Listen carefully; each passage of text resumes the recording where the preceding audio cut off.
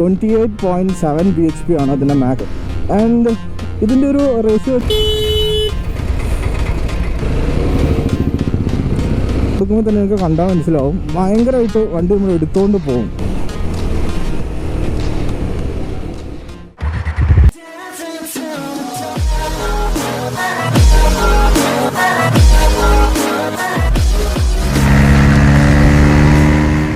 Welcome back to Throttledom. So again we are at classic mobikes Tirur. അപ്പോൾ നമ്മൾ എന്താ ഇവിടെ വന്നതെന്ന് വെച്ചിട്ടുണ്ടെങ്കിൽ, കഴിഞ്ഞൊരു വീഡിയോ നമ്മൾ ചെയ്തിട്ടുണ്ടായിരുന്നു. ആ വീഡിയോ എന്ന് വെച്ചാൽ യെസ്ഡിൻ്റെ റോഡ്സ്റ്ററിനെ പറ്റിയായിരുന്നു. അപ്പോൾ ആ റോഡ്സ്റ്ററിനെ പറ്റി ചെയ്യുമ്പോൾ തന്നെ നമ്മൾ പറഞ്ഞിട്ടുണ്ടായിരുന്നു. സോ ഇവരുടെ കംബാക്ക് എന്ന് പറയുന്നത് ഒരു 3 വാഹനങ്ങൾ ഇറക്കിക്കൊണ്ടായിരുന്നു യെസ്ഡിയുടെ ഒരു കംബാക്ക് എന്ന് പറയുന്നത്. സോ ക്ലാസിക് മൊബൈക്സിൽ നമുക്ക് അതിൻ്റെ രണ്ടാമത്തെ ഒരു വാഹനം നമുക്ക് റിവ്യൂ ചെയ്യാനുള്ള ഒരു അവസരം ഒരുക്കി തന്നിരിക്കുകയാണ്. സോ ഇപ്പോൾ നിങ്ങൾക്ക് എൻ്റെ മുമ്പ് തന്നെ കാണാൻ പറ്റുന്നുണ്ടാവും, യെസ്ഡിയുടെ ജാവയുടെ ഒക്കെ ഒരു അപാര കളക്ഷൻ തന്നെയാണ് ഇവിടെ ഉള്ളത്. കാരണം ഇവരൊരു മെയിൻ ജാവയുടെ യെസ്ഡിൻ്റെ ഒരു മെയിൻ ഡീലർ തന്നെയാണ്. സോ ഇവരുടെ കോൺടാക്ട്സും കാര്യങ്ങളൊക്കെ ഞാൻ ഡിസ്ക്രിപ്ഷനിലും കൊടുക്കുന്നതായിരിക്കും. നിങ്ങൾക്ക് പല മോഡലുകളിലും ഇവിടെ പല ഡിസ്കൗണ്ട്സും ഇവർ കൊടുക്കുന്നുണ്ട്. സോ അത് ഡയറക്റ്റ് കോൺടാക്ട് ചെയ്താൽ നിങ്ങൾക്ക് മനസ്സിലാവുന്നതായിരിക്കും. നമ്മുടെ വീഡിയോ, നമ്മുടെ കണ്ടൻസ് ഒക്കെ ഇഷ്ടപ്പെടുന്നവരാണെങ്കിൽ തീർച്ചയായിട്ടും നമ്മുടെ ചാനൽ സബ്സ്ക്രൈബ് ചെയ്യാൻ മറക്കരുത്. സബ്സ്ക്രൈബ് മാത്രം ചെയ്താൽ പോരാ, നിങ്ങളുടെ അഭിപ്രായങ്ങളും നിർദ്ദേശങ്ങളൊക്കെ കമൻറ്റ് രൂപത്തിലായിട്ട് രേഖപ്പെടുത്തുക. കൂടാതെ തൊട്ടടുത്തുള്ള ബെല്ലൈക്കൻ കൂടി എനേബിൾ ചെയ്തിട്ടുണ്ടെങ്കിൽ നമ്മൾ അപ്ലോഡ് ചെയ്യുന്ന ഇതുപോലത്തെ എല്ലാ വീഡിയോസും നിങ്ങൾക്ക് നോട്ടിഫിക്കേഷനായിട്ട് വന്നു ചേരുന്നതായിരിക്കും. ക്ലാസിക് മൊബൈൽസും നമുക്ക് തന്നിട്ടുള്ള യെസ്ഡി സ്ക്രാംബ്ലർ എന്ന് പറയുന്ന വാഹനം ഒരു അമേസിങ് ബൈക്ക് തന്നെയാണ്. കാരണം അക്കോർഡിംഗ് ടു മീ, ഞാനൊക്കെ കണ്ടിട്ടുള്ള ഇങ്ങനത്തെ ബൈക്സ് എന്ന് വെച്ചിട്ടുണ്ടെങ്കിൽ ഒന്നെങ്കിൽ സൂപ്പർ ബൈക്സ്, അല്ലെങ്കിൽ നമ്മളെ ഫിലിംസിലൊക്കെ കാണുന്ന പോലത്തെ KGFലെ റോക്കി ഫൈയുടെ വണ്ടി ഉണ്ടല്ലോ, അതുപോലെയൊക്കെയാണ് എനിക്ക് ഫീൽ ചെയ്യുന്നത്. First of all look wise പറയുകയാണെന്നുണ്ടെങ്കിൽ കുറച്ച് കാര്യങ്ങൾ പറയാനുണ്ട്. റൈഡിങ്ങിലോട്ട് നമ്മൾ പോകുന്നുണ്ട്, അതിൻ്റെ തൊട്ടും ജസ്റ്റ് ഈ ഒരു ഔട്ട്ലുക്ക് വെച്ചിട്ട് തന്നെ പറയാനുള്ളത് എന്താ വെച്ചാൽ, ഇപ്പോൾ നമുക്ക് മാർക്കറ്റിൽ കാണുന്ന ഒരു ബേസിക് ബൈക്കുമായിട്ട് നമുക്ക് എന്തെങ്കിലും കമ്പയർ ചെയ്യാൻ പറ്റുമോ എന്ന് ചോദിച്ചാൽ, ആസ് ലുക്ക് നമുക്കത് കമ്പയർ ചെയ്യാൻ പറ്റുമോ എന്ന് വെച്ചിട്ടുണ്ടെങ്കിൽ, ഒരു ബാക്ക് പോർഷൻ നമുക്ക് ഈ ഒരു ടെയിൽ സെക്ഷൻ മാത്രം വേണമെങ്കിൽ, ഇപ്പോൾ നമ്മൾ നോർമലി കണ്ടുവന്ന ഹസ്ക്വാഡിനെയൊക്കെ ആയിട്ട് ചെറുതായിട്ടൊന്ന് എന്താ പറയാൻ പറ്റും, ഒരു സാദൃശ്യമുണ്ട്, ലുക്കിലൊരു തോന്നുന്നുണ്ടെന്ന് പറയാൻ പറ്റും. ബട്ട് ഓവറോൾ ലുക്കിലേക്ക് പോകുമ്പം അത് നമുക്ക് പറയാനേ പറ്റില്ല. ജസ്റ്റ് ഈ ഒരു ടെയിൽ സെക്ഷൻ മാത്രമാണ് ഞാൻ പറഞ്ഞത്, ബാക്കിയൊന്നും നമുക്കതിലേക്ക് കമ്പയർ ചെയ്യാൻ പറ്റില്ല. ആൻഡ് അപ്പോൾ ഹസ്ക്വാഡിൻ്റെ ഒരു ചെറിയ കട്ട് വരുന്ന ഒരു ബാക്ക് പോർഷനും, പക്ഷേ ഓവറോൾ നോക്കുന്ന സമയത്ത് നമ്മുടെ ഡുക്കാറ്റിൻ്റെ സ്ക്രാംബ്ലർ ആ ഒരു മോഡലിലേക്കൊക്കെ ഇതിൻ്റെ ലുക്ക് എടുത്ത് കൊണ്ടുപോകുന്നുണ്ട് എന്നുള്ളതാണ്. അതായത് മാരക റോഡ് പ്രസൻസ് തരാൻ ചാൻസ് ഉള്ള ഒരു വാഹനം തന്നെയാണ് സ്ക്രാംബ്ലർ എന്ന് പറയുന്നത്. നമ്മൾ ബൈക്ക് ഓടിച്ചതിന് ശേഷം ബാക്കിയുള്ള കാര്യങ്ങൾ എത്രയാണ്, ഈ അഗ്രഷൻ ലെവലും കാര്യങ്ങളും ഈ പേരും എന്തൊക്കെയാണെന്നുള്ളത് നമ്മൾ നിങ്ങളോട് ഷെയർ ചെയ്യുന്നതായിരിക്കും. ആൻഡ് മറ്റൊരു കാര്യം എന്ന് വെച്ചിട്ടുണ്ടെങ്കിൽ, ഈ ഒരു വാഹനം സ്ക്രാംബ്ലർ എന്നുള്ളൊരു നെയിം വെച്ചിട്ട് നിങ്ങൾ, അല്ലെങ്കിൽ ഈ ഒരു ലുക്ക് വെച്ചിട്ട് കംപ്ലീറ്റ്ലി ഓഫ് റോഡ് സെറ്റപ്പിൽ ഇറങ്ങിയൊരു വാഹനമാണ് ഇതെന്ന് വെച്ചാൽ തെറ്റിദ്ധരിക്കരുത്. ഇതിൽ നമുക്ക് ബോത്ത് നോർമൽ റോഡ്സിലും മറ്റു ടെറൈൻസിലും എല്ലാം ഒരുപോലെ യൂസ് ചെയ്യാൻ വേണ്ടിയിട്ടാണ് ഈ ഒരു വാഹനം ഇറക്കിയിരിക്കുന്നത്. അതുകൊണ്ട് തന്നെയാണ് ഈ ഒരു മിക്സഡ് ടൈപ്പായിട്ടും ഇത് വന്നിരിക്കുന്നുള്ളൂ. കാരണം നമുക്ക് ഫ്രണ്ട് പോർഷനൊക്കെ കണ്ടാൽ മനസ്സിലാവും ഒരു ഓഫ് റോഡ് ടൈപ്പിന് പറ്റിയൊരു വീൽസും, പക്ഷേ ഈ ഒരു സെക്ഷനിലേക്ക് പോകുന്ന സമയത്ത് നമുക്കൊരു സിറ്റി റൈഡിനൊക്കെ പറ്റിയൊരു ലുക്കും വരുന്ന ഒരു വാഹനം തന്നെയാണ്. സോ SDA പോലുള്ള ഒരു വിൻറ്റേജ് നെയിം അല്ലെങ്കിൽ വിൻറ്റേജ് ബ്രാൻഡിൽ നിന്ന് ഇങ്ങനൊരു സംഭവം പുറത്ത് വരാമെന്ന് വെച്ചിട്ടുണ്ടെങ്കിൽ ഇറ്റ്സ് സംതിങ് അമേസിങ് തന്നെ പറയേണ്ടി വരും. കാരണം ഒരു ക്ലാസിക് ബൈക്കിൽ നല്ല അഗ്രസീവായിട്ടുള്ള ഒരു വാഹനം എന്ന് പറയാം. അപ്പം അങ്ങനത്തെ ഒരു സെക്ഷനിൽ വരുന്നതാണ് യെസ്ഡിയുടെ സ്ക്രാംബ്ലർ എന്ന് പറയുന്നത്. ഈ സമയത്ത് നമുക്ക് ഇതിൻ്റെ കൂടുതൽ കാര്യങ്ങൾ സംസാരിക്കാം. ഇതിൻ്റെ എഞ്ചിൻ കപ്പാസിറ്റിനെ പറ്റിയിട്ടും ഇതിൻ്റെ പവറിനെ പറ്റിയിട്ടും മറ്റു കാര്യങ്ങളൊക്കെ നമുക്ക് ആ ഒരു റൈഡിൽ നമുക്ക് സംസാരിക്കാം. സോ നമുക്ക് ആൻഡ് ആഫ്റ്റർ ദാറ്റ് നമുക്ക് ആ ഒരു റൈഡ് കഴിഞ്ഞതിന് ശേഷം ഇതിൻ്റെ കൂടുതൽ ഫീച്ചേഴ്സിലേക്കും ഇത് കൂടുതൽ പാർട്സിലേക്കും കാര്യത്തിലേക്കൊക്കെ നമുക്ക് കടക്കാവുന്നതാണ്.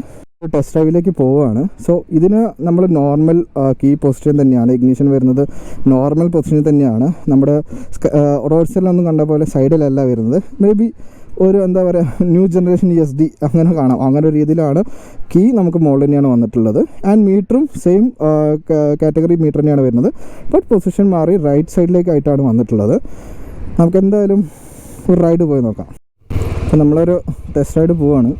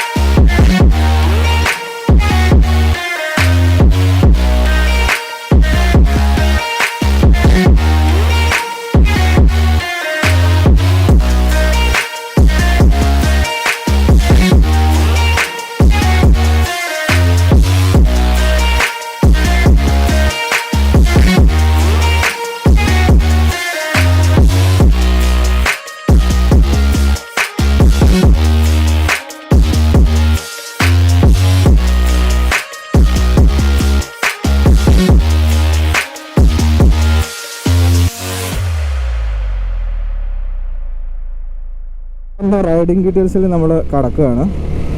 അപ്പം ഈ ഒരു വാഹനത്തിൻ്റെ മാക്സിമം എൻജിൻ കപ്പാസിറ്റി എന്ന് പറയുന്നത് 334 cc ആണ്. ലൈക്ക് നമ്മുടെ റോഡ്സ്റ്റർ പോലെ തന്നെ പവർ എന്ന് പറയുന്നത് മാക്സിമം പവർ എന്ന് പറയുന്നത് 28.7 bhp ആണ് അതിൻ്റെ മാക്സിമം പവർ എന്ന് പറയുന്നത്. ടോർക്ക് എന്ന് പറയുന്നത് 28.2 Nm ആണ് ഇതിൻ്റെ ടോർക്ക് എന്ന് പറയുന്നത്. ആൻഡ് ഈ ഒരു വാഹനത്തിൻ്റെ ത്രോട്ടിൽ റെസ്പോൺസ് ഭയങ്കര സ്പീഡാണ് കേട്ടോ, ഭയങ്കര എഫക്റ്റീവാണ്. നമ്മൾ ത്രോട്ടിൽ കൊടുക്കുമ്പോൾ തന്നെ നിങ്ങൾക്ക് കണ്ടാൽ മനസ്സിലാവും, ഭയങ്കരമായിട്ട് വണ്ടി നമ്മൾ എടുത്തുകൊണ്ട് പോകും.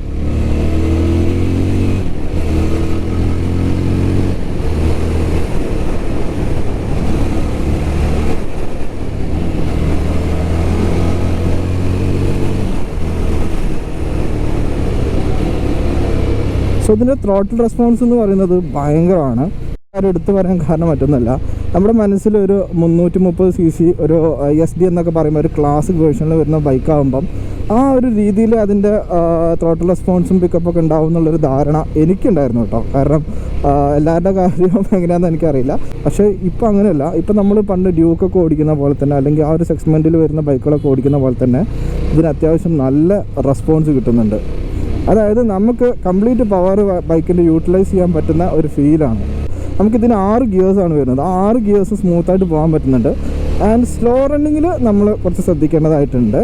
സമയത്ത് നമ്മൾ എക്സോസ് നോട്ടിൻ്റെ കാര്യം പറയുകയാണെന്നുണ്ടെങ്കിൽ ഒരു ക്ലീൻ എക്സോസ് നോട്ടാണ് കേട്ടോ. അതായത് ഇപ്പം നമ്മൾ റോഡ്സ്റ്ററിൻ്റെ അത്ര ലൗഡാണെന്ന് എനിക്ക് തോന്നുന്നില്ല. കാരണം ഇതിന് 2 എക്സോസും 2 ടൈപ്പാണ് വന്നിട്ടുള്ളത്. അത് ഡീറ്റെയിൽ ആയിട്ട് പറഞ്ഞുതരാം. ബട്ട് നമുക്ക് വണ്ടി ഓടിക്കുന്ന സമയത്ത് വണ്ടീൻ്റെ എഞ്ചിൻ്റെ സൈഡിൽ നിന്നാണ് കൂടുതൽ നമുക്ക് ആ ഒരു ഫീല് കിട്ടുന്നത്. ആ പവർ പിക്കപ്പിൻ്റെ ഒരു ഫീൽ കിട്ടുന്ന എഞ്ചിൻ സൈഡിൽ നിന്നാണ്. ബട്ട് കേൾക്കാൻ അത്യാവശ്യം ക്ലീൻ ആൻഡ് നീറ്റ് സൗണ്ടാണ് കേട്ടോ വരുന്നത്.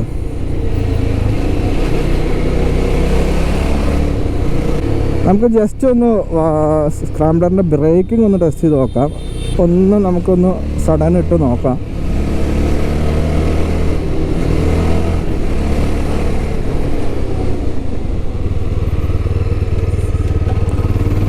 അത്യാവശ്യം നല്ല ബ്രേക്കിംഗ് തന്നെയാണ് കേട്ടോ. കാരണം റെസ്പോൺസൊക്കെ നല്ല അടിപൊളി തന്നെയാണ്. കാരണം ഡ്യുവൽ ചാനൽ ABS ആണ് നമുക്കിതിൽ വരുന്നത്. ആൻഡ് ഈ ഒരു വാഹനത്തിൻ്റെ ഒട്ടുമിക്ക സെറ്റിങ്സ് നമുക്ക് റോഡ്സ്റ്ററായിട്ട് കമ്പയർ ചെയ്യാൻ പറ്റുന്നതാണ്. അതായത് സ്വിച്ചസിൻ്റെയും അല്ലെങ്കിൽ ഇതിൻ്റെ പൊസിഷനും കാര്യങ്ങളും നമുക്ക് ഇൻഡിക്കേറ്റർ ഹസാർഡ്സ് വരുന്നുണ്ട്. അല്ലെങ്കിൽ സ്വിച്ചിലെ ഈ മോഡ്സും കാര്യങ്ങളെല്ലാം വരുന്നത് സ്വിച്ചിൻ്റെ മുകളിൽ തന്നെയാണ് കംപ്ലീറ്റ് കൺട്രോൾ വരുന്നത്. മീറ്ററിൻ്റെ മുകളിൽ കൺട്രോളും കാര്യങ്ങളും ഒന്നും തന്നെ ഇല്ല. സോ ഒരുപാട് കാര്യങ്ങൾ നമ്മുടെ റോഡ്സ്റ്ററായിട്ട് നമുക്ക് വേണമെങ്കിൽ കമ്പയർ ചെയ്ത് പറയാവുന്നതാണ്. നമ്മൾ ഈ ഒരു വാഹനത്തിൻ്റെ റൈഡിങ് കംഫർട്ടിനെ പറ്റി പറയുകയാണെന്നുണ്ടെങ്കിൽ നല്ലൊരു ഹാൻഡിൽ ബാർ തന്നെയാണ് കമ്പനി ഇതിന് കൊടുത്തിട്ടുള്ളത്. നമുക്ക് നല്ല സ്ട്രെച്ച് ചെയ്താൽ നിവർന്ന് തന്നെ ഇരുന്ന് വണ്ടി ഓടിച്ച് പോവാം. ആ ഒരു സീറ്റിംഗ് പൊസിഷനും തന്നെയാണ് ഇതിന് വന്നിട്ടുള്ളത്.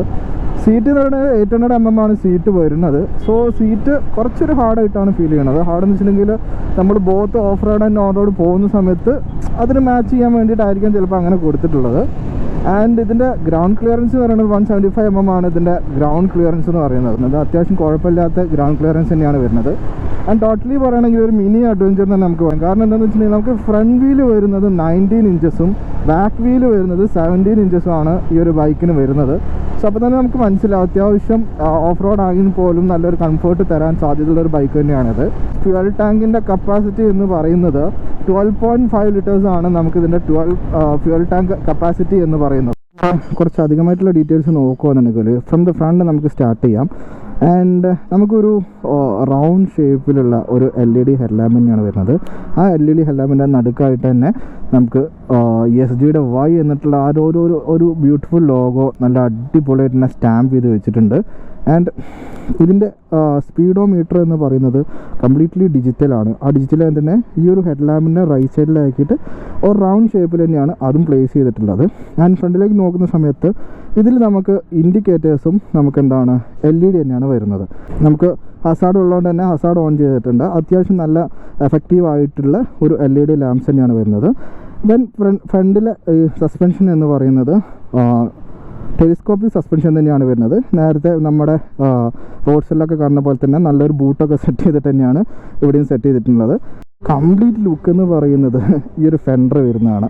ഈ ഒരു ഫെൻഡറിൻ്റെ മുകളിലായിട്ടാണ് നമുക്ക് എന്ത് വരുന്നത് നമ്പർ പ്ലേറ്റിൻ്റെ പൊസിഷൻ വരുന്നത്. ഒരു ഫ്രണ്ടിലെ കംപ്ലീറ്റ് ആ ലുക്ക് ഞാൻ ആ ഫെൻഡറിന് കൊടുക്കുകയാണ്. കാരണം ആ ഫെൻഡറിനാണ് നല്ലൊരു ലുക്ക് ഈ വണ്ടിക്ക് ഫുള്ളായിട്ട് കൊടുക്കുന്നത്. കാരണം ആ ഫെൻഡറിൻ്റെ കളർ കോമ്പിനേഷൻ വരുന്നത് നമ്മുടെ ടാങ്കിൻ്റെ അതേ കളർ കോമ്പിനേഷനാണ് ഫെൻഡറും വരുന്നത്.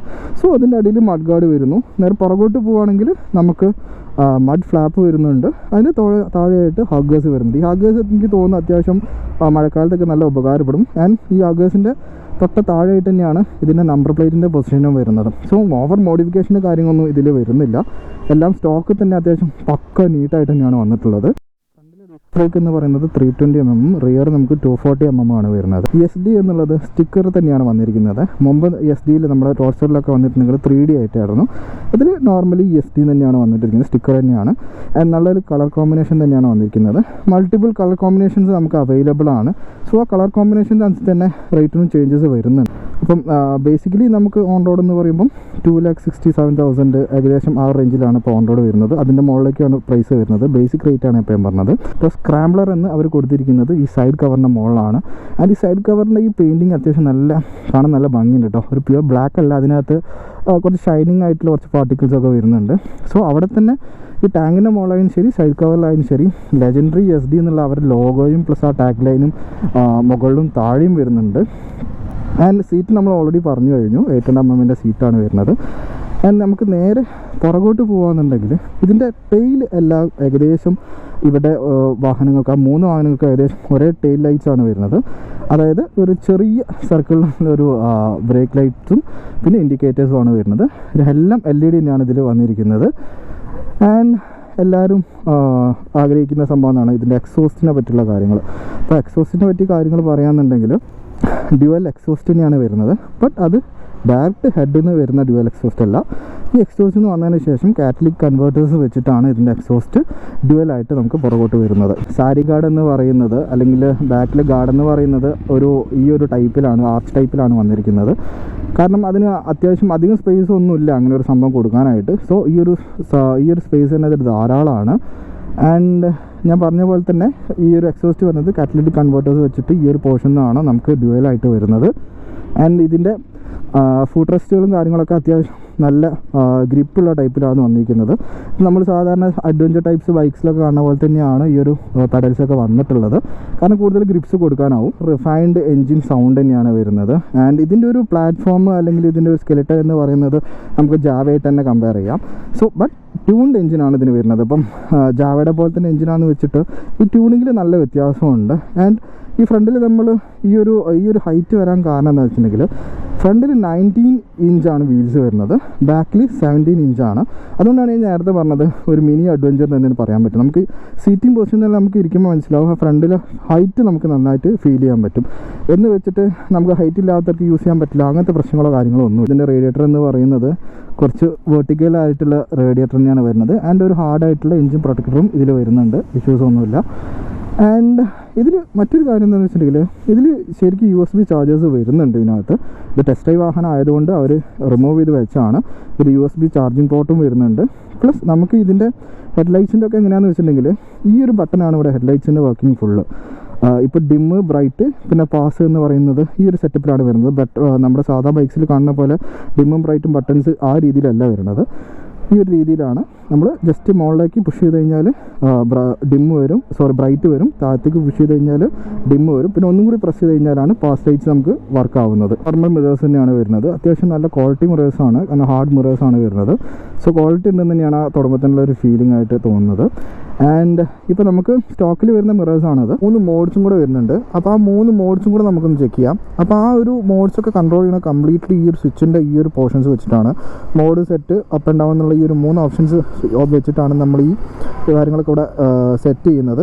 അപ്പം ഈ ഒരു ഡൗൺ ആരോ അമർത്തി പിടിച്ചിട്ടുണ്ടെങ്കിൽ നമുക്ക് ഓരോ മോഡിലേക്ക് അത് മാറി കിട്ടും. ഇപ്പോൾ ഓഫ് റോഡിലാണ് കിടക്കുന്നത്. പിന്നെ നമ്മളതൊന്ന് പിന്നെയും ഹാർഡായിട്ട് പ്രസ് ചെയ്ത് വെച്ചിട്ടുണ്ടെങ്കിൽ പിന്നെ അത് അടുത്ത മോഡ് റോഡിലേക്ക് വന്നു. ദെൻ അടുത്തൊരു മോഡിലേക്ക് വീണ്ടും പ്രസ് ചെയ്യുന്ന സമയത്ത് റെയിൻ എന്നുള്ളൊരു മോഡിലേക്ക് പോകും. അങ്ങനെ ഈ 3 മോഡ്സിലേക്കാണ് ഇത് മാറിക്കൊണ്ടിരിക്കുക. നമുക്കത് ചേഞ്ച് ചെയ്ത് ഓരോ ടെറൈനനുസരിച്ച് നമുക്ക് ചേഞ്ച് ചെയ്യാൻ പറ്റുന്ന ഒരു മോഡും കൂടി ഇതിനകത്തുണ്ട്. സ്പോക്ക് വീൽ ആയതുകൊണ്ട് തന്നെ ടയേഴ്സ് വരുന്നത് വിത്ത് ട്യൂബാണ്, ട്യൂബ്ലെസ് അല്ല. കാരണം സ്പോക്ക് വീലിന് എപ്പോഴും ഇവർ മെയിനായിട്ട് നമ്മൾ ചെയ്യുന്നത് വിത്ത് ട്യൂബ് ടയേഴ്സാണ് വരുന്നത്. അതാണ് ഏറ്റവും മാച്ചിങ് ആയിട്ട് വരുന്നത്. ഇപ്പോൾ നേരെ മറിച്ച് നമുക്ക് റോഡ് സൈഡിലേക്ക് പോകുമ്പോൾ ട്യൂബ്ലെസ് ടയേഴ്സാണ് വരുന്നത്. അതെന്താണെന്ന് വെച്ചിട്ടുണ്ടെങ്കിൽ അലോയ് വീൽസ് ആണ് വരുന്നത്. സോ സ്പോക്ക് വീൽസിന് അധികം നമ്മൾ വിത്ത് ട്യൂബാണ് വരുന്നത്, ട്യൂബ്ലെസ് ടയേഴ്സ് അല്ല. ആൻഡ് ഇത്രയാണ് ഇന്നത്തെ വീഡിയോ. നിങ്ങൾക്ക് ഇഷ്ടപ്പെട്ട തീർച്ചയായിട്ടും നമ്മളെ സപ്പോർട്ട് ചെയ്യണം. അങ്ങനെ സപ്പോർട്ട് ചെയ്യുമ്പോൾ നമുക്ക് കൂടുതലായിട്ട് ഇങ്ങനത്തെ വീഡിയോസ് ചെയ്യാൻ പറ്റുള്ളൂ. അപ്പോൾ നമ്മളിപ്പോൾ ഉള്ളത് ക്ലാസിക് മൊബൈൽസിലാണ്. അപ്പോൾ ഇവിടെ ഒരുപാട് ഓഫേഴ്സും കൂടി ഉണ്ട് കേട്ടോ. നമ്മൾ ഒരുപാട് വണ്ടികളുടെ പ്രൈസിങ്ങിൻ്റെ മുകളിലും പല രീതിയിലും പല ഓഫേഴ്സും ഇവർ കൊടുക്കുന്നുണ്ട്. അപ്പോൾ തീർച്ചയായിട്ടും നിങ്ങൾ ഇപ്പോൾ കേരളത്തിൽ എവിടെയാണെങ്കിലും ശരി അവർ ഡെലിവറി ചെയ്യാനുള്ള ഓപ്ഷൻസും കാര്യങ്ങളെല്ലാം ഉണ്ട്. സോ കേരളത്തിൽ എവിടെയാണെങ്കിലും ശരി നിങ്ങൾ ഞാൻ കൊടുക്കുന്ന കോൺടാക്ട്സിൽ കോൺടാക്ട് ചെയ്യുക, എന്നിട്ട് കൂടുതൽ കാര്യങ്ങൾ ചെയ്യുക, വന്ന് ടെസ്റ്റ് ഡ്രൈവ് ചെയ്യാൻ പറ്റുന്ന ടെസ്റ്റ് ഡ്രൈവ് ചെയ്യുക. ഒരുപാട് ഓഫേഴ്സാണ് ഇവർ കൊടുക്കുന്നത്. സോ ഇത്രയാണ് ഇന്നത്തെ വീഡിയോ. നമ്മൾ വീഡിയോ തീർച്ചയായിട്ടും സപ്പോർട്ട് ചെയ്യണം. അപ്പം അടുത്തൊരു വീഡിയോയിൽ കാണുന്നതായിരിക്കും. Bye bye from ത്രോട്ടിൽഡോം.